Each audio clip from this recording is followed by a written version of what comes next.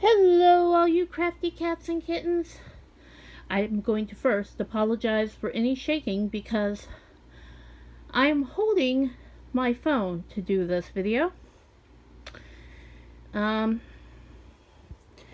camera and my laptop both decided that their batteries were dead at the same time, even though they've been charged. I will troubleshoot that in a little bit. So here we are. We've actually already made 4 of these. They are currently in the freezer. This is our 5th one. We always make 5 spaghetti sauces at a time. The reason is, honestly, is because when we buy meat, we buy a 5-pound roll or a 10-pound roll. And I put a pound of ground beef or ground meat into each one. This one is actually beef, venison, and turkey. Okay, in the bag, there's approximately a pound of ground meat, with sauteed mushrooms, onions, and garlic. Every ground meat dish we have starts out with onions and garlic, and usually green peppers. But I didn't have any green peppers, and they're kind of expensive at the moment. So, the next thing we do is we add a 15-ounce can of tomato sauce.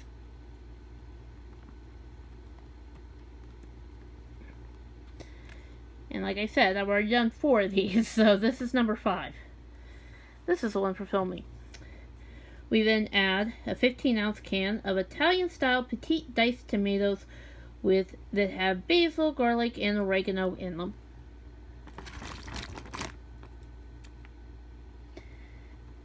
Oh, and just so you know, this is actually a 2-gallon bag because our recipe fills completely a 1-gallon bag.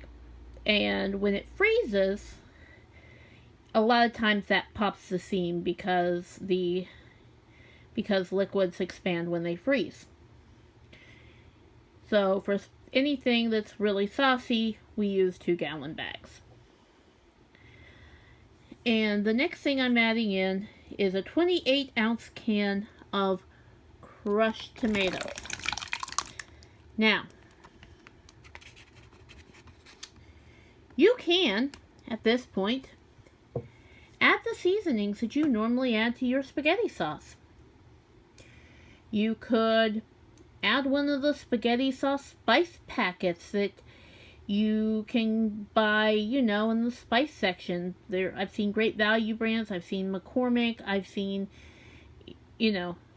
lots of different ones. You could add that. You could,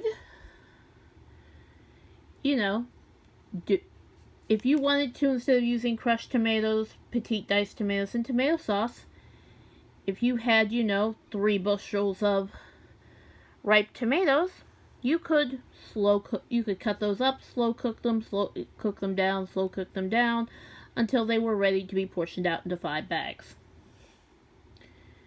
I don't have access to those tomatoes, so I'm not doing that.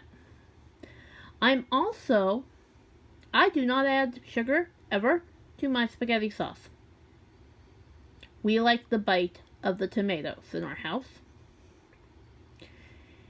I'm not seasoning it now because my husband likes to add seasoning when he warms it up.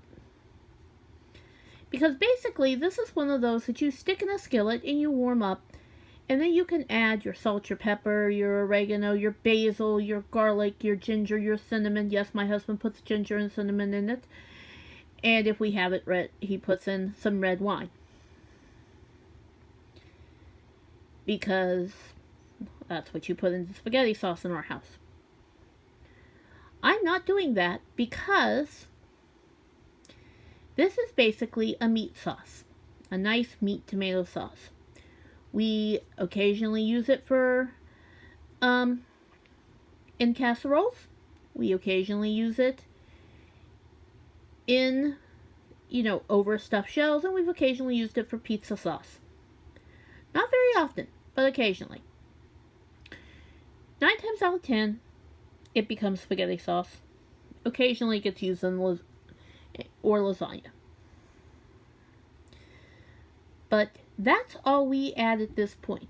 And again, that's because we plan to saute it / warm it up in the skillet and add more spices then.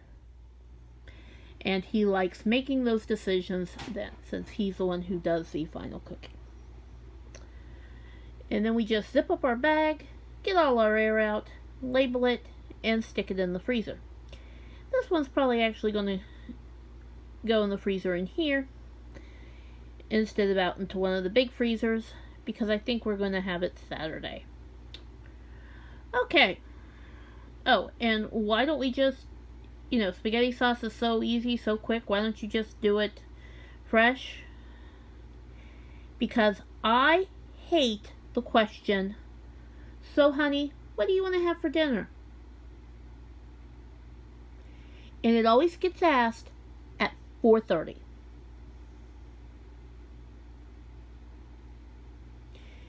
At 4:30 in the evening, you can't solve something. You don't really have time. And everybody's already hungry. You can't think. This way, I put it in the freezer. Every couple of days, we pull out 2 freezer meals and we stick them in the bottom of our fridge. And we literally just go with what's on top. Sometimes we have a special request. But that's usually how we do it. Every once in a while, we fix something specific.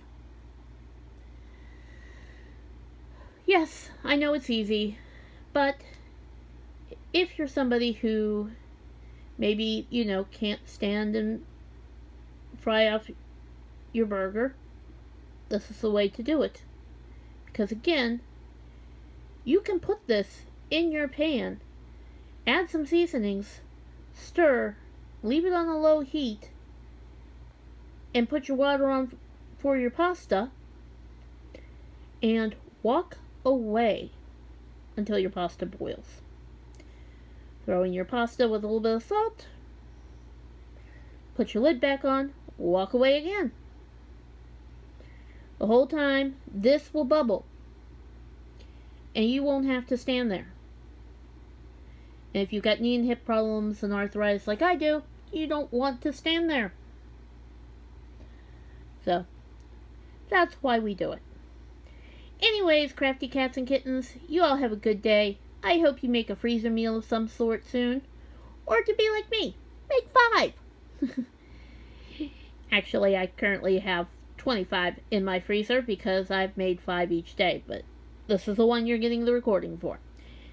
Alright, see you all later.